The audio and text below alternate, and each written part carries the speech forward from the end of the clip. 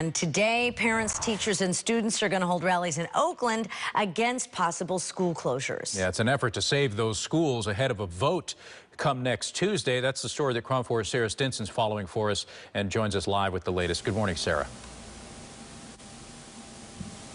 Yeah, good morning. They are going to be out there at around 8 o'clock to start the rallies. They're going to be at a school site, and that from there they're going to march from City Hall all the way to the school district's office in Oakland to send a message. They're not messing around. There's been a lot of messages sent. I mean, in the last 2 weeks, it has been back and forth. This is ahead of the vote that's happening February 8th, which would close, or they're going to decide whether to close or merge 16 schools in the next 2 years. People against this say they're upset because the schools on the chopping block predominantly serve black families and communities. The Oakland Unified School District claims they need to consolidate in order to survive an over $12 million deficit caused by declining enrollment and attendance. The Oakland City Council president, along with 3 other city leaders, are asking the state for help, not only for the district's debt to be eliminated, but also for funding based on attendance to be changed. So they're asking the state,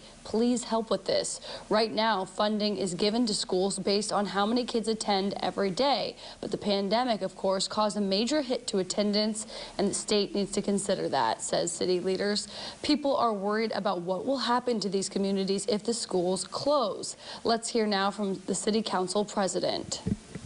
We are the decision makers, and it is not the kids that have brought themselves to these debts in this position. Every single time there are school closure, it's always in the most hardest hit communities. These are our black and brown kids, our low income families, our most marginalized families.